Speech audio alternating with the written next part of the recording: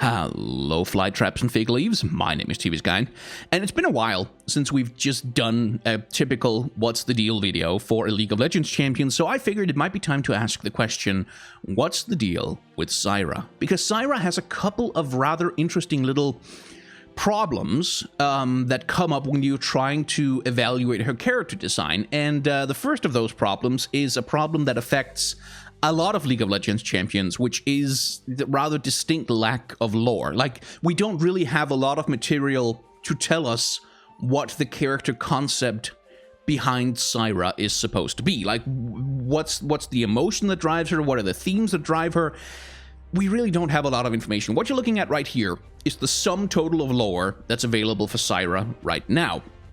She also appeared in the A New Dawn short, but she doesn't have any dialogue, and she really doesn't do anything except be a villain for a brief second before Ahri one-hit kills her with a Q. So she doesn't really have much of a role there either that we can go by. This is pretty much all we've got. And so let's just read through it real quick, because it's really not going to take very long. Longing to take control of her fate, the ancient dying plant Zyra transferred her consciousness into a human body for a second chance at life. Centuries ago, she and her kind dominated the Kumungu jungle, using thorns and vines to consume any animal that set foot in their territory. As the years passed, the animal population steadily died off, food became increasingly scarce, and Zyra could only stand by and helplessly as the last of her kin withered away. She thought she would perish alone until the appearance of an unwary sorceress presented her with an opportunity for salvation. It was the first time in years that Zyra had sensed a creature wander so close. Hunger drew her to the sorceress, but some other deeper instinct compelled her. She enveloped the woman in thorns with ease, but as she savored this final meal, foreign memories invaded her thoughts. She saw great jungles of metal and stone where humans and animals thrived. Potent magic surged through her vines, and she devised an elegant but risky plan to survive. Using the woman's memories, Zyra poured her newfound magic into the creation of a human-shaped vessel. She didn't know what sort of world awaited her, but she had nothing left to lose. When Zyra opened her eyes, she was overwhelmed by the raw power ready at her fingertips. It wasn't until she noticed the shriveled remains of the plant she once was that she realized how vulnerable she had become. If this body died, there would be no network of vines to retreat through, no roots to regrow her. But she felt truly alive. She beheld the world for the first time as animals did, and a dark smile crept across her lips. She was reborn, and there was so much now within her grasp. So that's pretty much it. And already, you might have noticed that there is a little bit of an internal inconsistency going on here. At the start of the lore, it says, the ancient dying plant Zyra transferred her consciousness into a human body for a second chance at life, right? So what we're given to understand here is that a human came along, and then Zyra kind of infected that human with herself and transferred her consciousness into that, and now she is essentially kind of a plant zombie, that's like a human body that has been taken over by a plant monster and is wandering around. Except, in the next paragraph, using the woman's memories, Zyra poured her newfound magic into the creation of a human-shaped vessel. That is, not a human body. She's not taking over the body of the sorceress who she has ensnared. She's using the magic that she's got and the plant material that's available to her to create from scratch a new human-shaped vessel. Not a human body, but a human-shaped vessel. And that's an inconsistency that presents us with a couple of problems when it comes to evaluating her character design, because there's a big difference between human person infected by plants and a plant creating a homunculus body from scratch. Like that presents a couple of very different thematic ideas to execute on, and because we can't know which one is supposed to be the primary idea, we kind of can't, it's very difficult to evaluate exactly what they wanted to do with the character design, because it seems in the lore as it's presented right here that they don't really exactly know themselves what they were going for. And, well, the other problem with Zyra, the perhaps more obvious problem, is that she's poison ivy. Like, Zyra is poison ivy. It's really hard to kind of get around that, because the visual reference and the similarity between the character designs and the character concepts and the whole thing of like a lady who controls plants and uses vines and runs around in like a leaf bikini and uses a hell of a lot of sex appeal in her character design, and she's a redhead.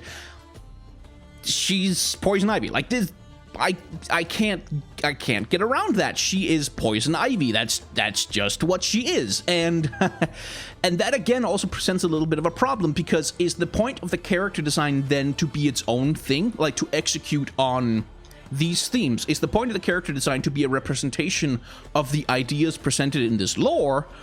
Or is the point of the character design to be a visual reference to Poison Ivy? And if it's supposed to be both, well, then there's even more problems that we'd run into, because Poison Ivy and Zyra are not at all the same character. Like, just not at all the same character. Like, the basic story of Poison Ivy changes on, like, a yearly basis as DC keep retconning everything in and out of their universe. But essentially, it's Dr. Pamela Isley has some kind of chemical experiment while she's working some stuff with plants, and when she emerges from that chemical experiment, she can mentally control plants, and she has sort of a radical environmentalist agenda that puts her into conflict with Batman. That's about as basic as I can describe it, and again, it changes from year to year, so that's hard to say. But that's not really what Zyra is. Zyra doesn't start out as a human. Zyra starts out as a plant which attempts to take over a human body or take a human form and interact with the world in a human way, whereas with Poison Ivy, it's exactly the opposite way around. She's a human who gets, for some reason, somehow imbued with plant-based superpowers that she uses to become a supervillain. These are not the same character concept, and so why does Zyra look like Poison Ivy again? And the trouble here is, my take is that Zyra looks like Poison Ivy because Riot were like, we need a plant sorceress, and we don't want to spend too much time coming up with our own original concept. Like, it just... I know that's probably unfair to the artists and the designers who worked on her, but when you look at her character design and you see the visual reference just so incredibly obvious and on the nose, it's hard to make any other conclusion than they just copied a character design so that they wouldn't have to invent an original concept for her. But as you can see here, these are some concept sketches from Zyra's creation process, where you can see they did toy around with a whole bunch of different expressions of exactly how to make her look interesting. So it's not like it was just that, but that's, from an outside perspective, I have to criticize it as that, because the visual reference is just so clear and on the nose, and it causes a few issues. Because Poison Ivy is a very sexual character. I don't like, that's uncontroversial to say, is that in every incarnation that has been of Poison Ivy that I know of, it's always been this stuff. Like the lady in the plant suit with the plant bikini and just like large breasts and a big ass, and she's sexy and she got red lips and stuff, which is sort of, she's supposed to be a femme fatale, a seductress of some sort, which is a thing that can tie into plant thematics kind of okay, because you have stuff like Venus flytraps, which do have this seduction aspect to how they function in the world, where they attract creatures by giving off sweet scents and stuff, and then once they get close, they snap shut and consume them. And that's part of like, that's part of the basis of the characters on a Poison Ivy, is that she's this beautiful flower that attracts you, that kind of draws you in and brings you close, but then oops, it turns out she's got poison, or she's got thorns or something like that. Like, she's a rose with thorns. Like, that's really what's going on here.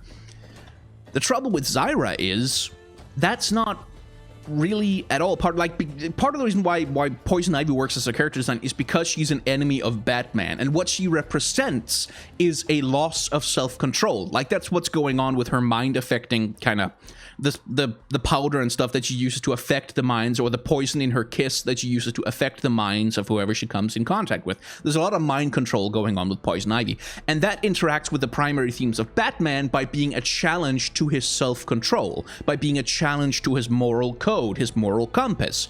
And so in overcoming Poison Ivy, Batman overcomes something fundamental and thematic about himself. And that's one of the weaknesses of all Batman villains, is that they are always kind of defined in relation to the Dark Knight himself.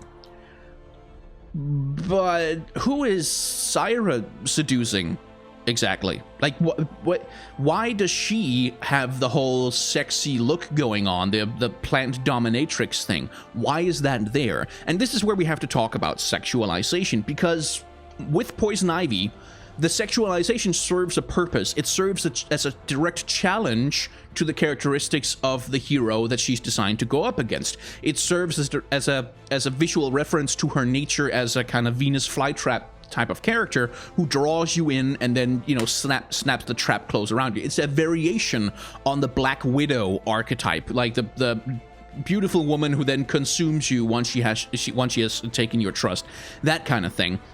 But that's not really part of, no matter whether Zyra is a sorceress who's been taken over by a plant or she's a plant that tried to affect a human body, either way, neither of those concepts have any motivation to have the whole, you know, dangerous sex pot thing going on. They're really, if she's a plant, why would she know about sexual attraction? Why would she know about the importance of having large breasts and a shapely ass? Why would she understand that? If Zyra's body is a plant creating a human vessel from scratch in order to use it as a thing to walk around in and explore the world, why the titty? Why the ass? Why the whole, oh my god, aren't I the dangerous, sexy, attractive plant thing? Why is that there? It doesn't interact with any meaningful theme that has been established in her lore, although again, her lore is very scant. Like, maybe if there was some more lore to kind of express why she would choose that form, maybe there would be something to it, but because there isn't, it's just kind of there. She has tits and a nice ass and is very close to seeing her vagina. Because of some reasons. Because she's a Poison Ivy riff. And that, again, is part of the reason why I kind of have to harp on this criticism that she's just a riff on Poison Ivy, that she's just kind of a rip-off, because there's no reason for her to look the way she does. Like, there's no logical rationale. It doesn't follow sensibly from the concept of her character that she would look like this. For one thing, why is she thin? Like, if it's a plant that's creating an animal body that is intended to survive for as long as possible, why is she so thin? Like, wouldn't you naturally try and store as much energy as possible in order to survive the long trek to civilization where you can feed again, or something like? Why does she have her titties out? And indeed, if she has her titties out, why does she cover them up? Why does she know to cover up her titties if she's a plant monster? Or if it's because of the explanation a lot of people will probably reach for is that, oh, it's the memories from the human sorceress. That's why she's, you know, she understands that she needs to cover herself up. That's why she has the beautiful body, is because she's trying, kind of embodying the desires of the sorceress, except it's not there. That is not here. We don't know anything about the sorceress. Was the sorceress especially beautiful? Blah. Does the sorceress especially care about being sexy? Or is that even a thing that's... how much do the memories of the sorceress affect Zyra? None of that is explored. None of it. And it's just... the point I'm trying to get at, the place I'm trying to go here, is that Zyra is a very weak character design because nothing about her expresses any kind of unique identity. Everything about her seems to be either a riff or a commentary on Poison Ivy, and none of it seems to be related back to her specific lore, her place in the League of Legends universe. She doesn't have any themes. Like, they're really, when you look at her character design, she doesn't have any themes to her because none of this interacts meaningfully with any of that. And it just leads to a character design that's honestly kind of unmemorable, because again, anytime I think of Zyra, in my head, I will also be thinking about Poison Ivy. Like, I can't separate the two character designs in my head. They are the same character design in my head, because there's nothing unique about her.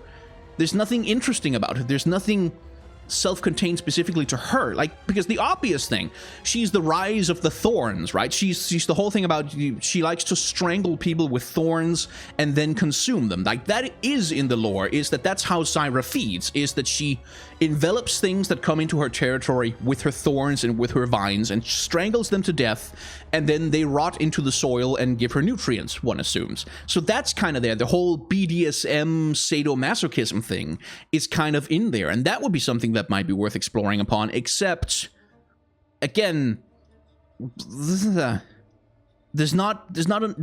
lore doesn't explore this at all, and it doesn't even indicate that that Zyra has a thing where she likes to strangle creatures or that she wants to consume, because that's kind of the only thing we know about Zyra's motivation, by the way. Like, all of this lore, the only thing we know about Zyra's motivation is that she beheld the world for the first time as animals did, and a dark smile crept across her lips. She was reborn, and there was so much now within her grasp.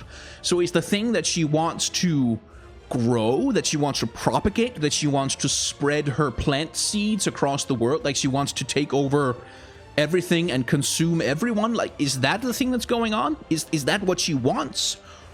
Or does she want to survive? Like, because that's why she even consumes the sorceress in the first place, is just because she wants to survive. She's dying, there's no food left, she wants to survive, she has to move on, so she consumes the sorceress and builds a new body, and then she goes out into the world. And then what does she want? Like, what's the thing that she's going after? Because again, this is something that's supposed to inform her themes, is what does the character want? What is their desire? What is their mission? And this lore doesn't give us any, it's no hint of her motivation. It's just that she beheld the world for the first time as animals did, and a dark smile crept across her lips. She was reborn, and there was so much now within her grasp. To do what with? Like, once she has grasped it, what's she gonna do? Is she gonna strangle it and eat it? Is she gonna subjugate it? Is she gonna become sorceress plant queen of the world? Is she gonna spread the jungle? Is she gonna reproduce? There's nothing. And here's the thing, if we had some lore that said specifically that because she was a plant who fed, who would eat by strangling things with her thorns and consuming them, and then once a human mind got involved with that, she started taking pleasure in consuming them. She started taking pleasure in crushing them. Like, that started to become a thing that she didn't do just for survival, but because she enjoyed it. Because then all of a sudden you have those aforementioned BDSM kind of masochism, sadism themes that's going on with that tie into the roots, binding people up, tying people up, and stuff like that. And then the sexualization kind of makes sense because, oh, okay, that's a sexually charged thing. But if you did that, of course, you would just kind of have turned her into Evelyn, and that would kind of suck because we already have Evelyn who has this exact kind of theming going on with her, which means, what's the other side of that? Well, she could be someone who consumes people to survive. That's kind of in the lore already, right? She consumes people to survive, and she takes pleasure in consuming them.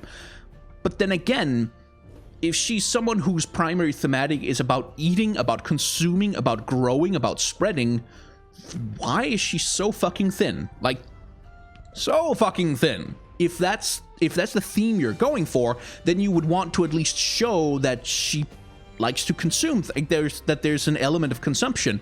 You might want to highlight her mouth more. You might want to give her some hint or ideal that she's carrying a lot of extra weight around. Like, anything, something to indicate that that's what's going on with her. And the thing you want to avoid doing is doing shitty fat phobia stuff, of course, which is a difficult circle to square, but I'm not gonna comment on that particularly right now. It's just, there's nothing there. I'm struggling desperately to find out what the hell the character is supposed to be about because there's nothing there.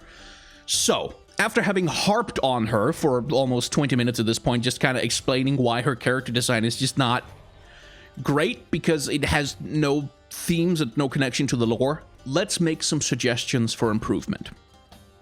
So I went on the internet a little bit and Googled around, and I found a bunch of different executions of the concept of the idea of a dryad. That is a plant creature more or less in the shape of a person.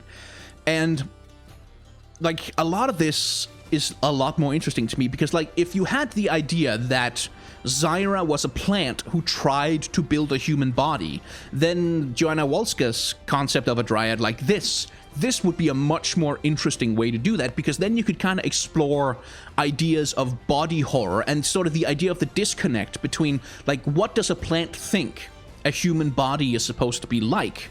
Does a plant understand the concept of bones?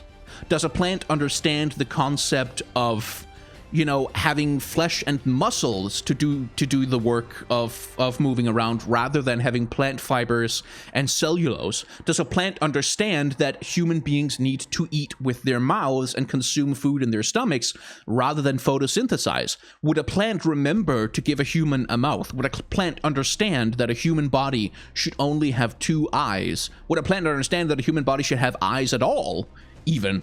Would a plant understand that human bodies walk across the ground rather than creeping across the ground? Like, that, all of that stuff would be interesting to explore thematically, because then you can make some kind of commentary on the foreignness, the alienness of what a plant really is to a human. Like, a plant to a human is kind of an alien creature. Like, it works on a completely different basis, and so merging those two together in an awkward way, it's just a great opportunity to explore themes of body horror, of strangeness, of alienness, like all kinds of good stuff, and this is a fantastic execution of that idea of a concept.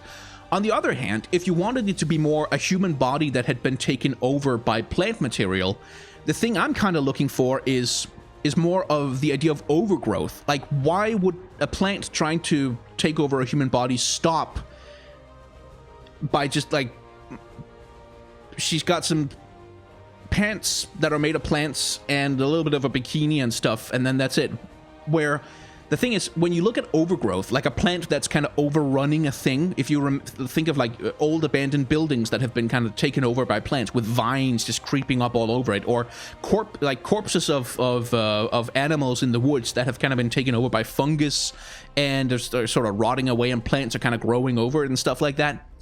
This is a lot more in the vein of that. Like, if you had a human body that had kind of been encased by a plant, one of the natural things the plant might want to do is form bark around that human, right? And that's where, again, you can kind of get this idea of exploring the idea of a plant zombie, like, which would tie into thematics of, like, if you know, I can't remember the scientific name for them, but there's a specific species of fungus who has a life cycle that is just absolutely horrifying, where it infects an ant and burrows into its brain, and it forces the ant to climb up really high, up into a tree, and then that fungus grows out of the ant's head after eating all of the insides of the ant, and then from that very high position that it has forced the ant to climb into, it releases its spores, which fall down on new ants that then get infected and get forced to climb up, and kind of repeat that cycle, where the plant kind of considers each individual body that it inhabits, or the fungus rather, considers each individual ant body that it inhabits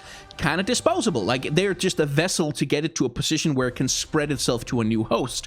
And that's where I would be interested to see something more like that going on with Zyra. Like, if Zyra's thing is that she wants to spread and consume and kind of propagate herself across the world, overgrow the world, which kind of comes across in stuff like her ultimate, for example, which spreads this huge network of vines across the ground and stuff like that, then something like this might be a better way to kind of execute that, where you have a body that's recognizably human, but it has been completely taken over, overgrown by plants that are just kind of making up the majority of what the body now is.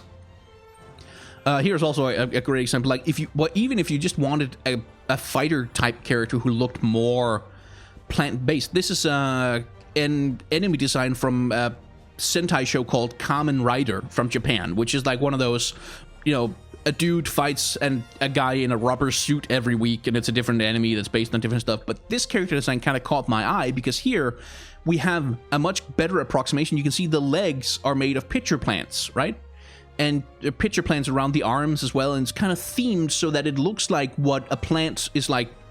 I know what I look like, and so I have to convert what I look like into a human form, and you get this thing, which looks almost kind of H.R. Giger-ish in some ways, with like a little bit of body horror going on, where the front of the body can kind of open itself up and stuff like that. There's a kind of weird fusion of technology and like man-made technology with the claws and the legs, and then just the raw plant life that's going on in the thing, which would be a lot more interesting than just sexy Poison Ivy cosplay lady with some whips. She's just... I'm frustrated by Zyra, because she's there's so much potential for interesting explorations of what can a plant do, if you gave it human sentience. Like, what would a plant come up with? What kind of form would it take? What kind of behavior would it show? And Zyra just doesn't have this. There's none of it. There's so little to her, and it just kind of sucks, to be honest. It's just, she's not a very good character design.